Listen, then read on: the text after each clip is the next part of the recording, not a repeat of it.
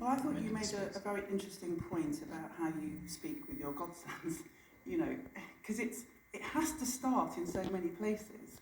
I mean, I've been a teacher, I'm a psychologist, and I've had so many encounters with black boys in settings where, it's become quite rather predictable that they would be there. And nobody has had a conversation right from the start about, you know, feelings, strength, of thinking about, being strong. Being strong means also being able to be vulnerable and to know that that is something that brings strength. But if you've never been in those environments where this can be talked about, I don't think you can see yourself in those spaces. I mean, certainly, the young black boys that I've met, it takes a couple of beats to get there because, there's a lot of suspicion about what you're really there for, even if you are a black woman, who are you really working for? And when you can engage them in a conversation which is about a real level of feeling that's quite painful around the sort of shame and humiliation, I'm talking about young people that might be in pupil referral units, they feel like they've let so many people down, let alone themselves. But being able to start articulating something around that, I think gives people a sense of, oh, actually, I've got some skin in the game here. I might have something that makes me a bit different.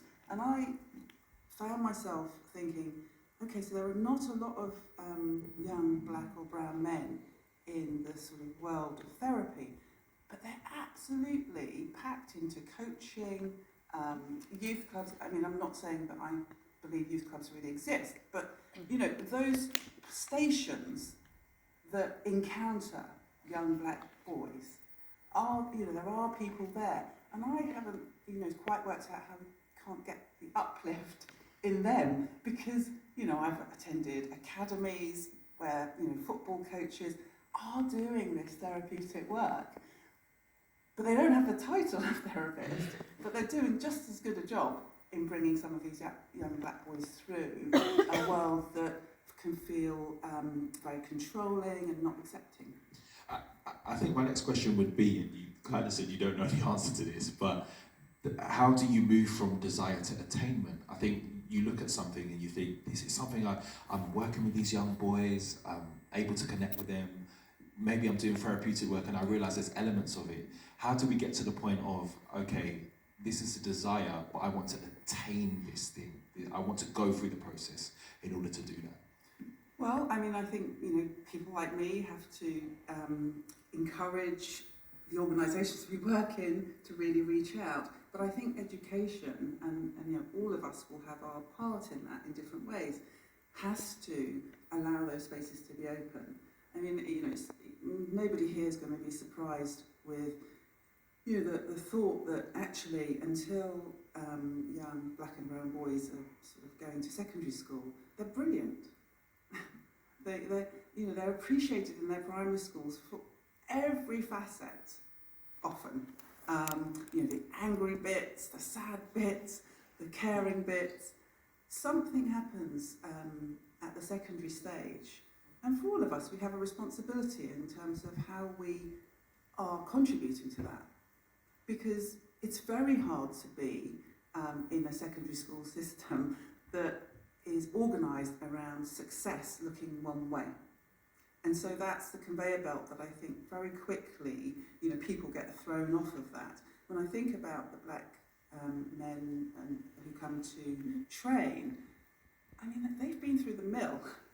And I think, what happens along the way is that unless you have so much real strength to keep managing the knocks, it's really difficult. So it's for all of us to notice those things.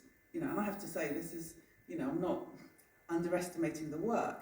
It is really hard to be in this world and to be truly signed up to some of the principles around equality, diversity, inclusion, to really be, because it's more than full time and it doesn't make you popular. So, when I'm visiting schools and you're sitting in a meeting and you can just hear something that doesn't feel right, one has to. I've been doing this a long time, but it still feels like quite something I have to pull myself through and say, I'm not sure that, I'm not sure if this is what you mean, but this is what I'm hearing about how you're talking about this person. And and what does that mean? To help a parent sitting there. But I know I've been alongside those situations where I haven't had the resources to do that, and I've sort of wanted somebody else in the room to do it. And you can be waiting a long time, but unless we think about the pathway, we can't really get to the end. So the question about why aren't there? Go to a nursery, go to a primary school, see how well held those young black boys, brown boys are. Go to secondary school and look at the fear that's in the faces of quite a lot of the teachers. And not just fear, but real something quite rageful about difference that's not that easy to articulate. I've stood in many corridors and heard very different responses to children who look very different running along a corridor. Very different responses to children who are not well put together in terms of their ties or their blazers, but who gets picked on.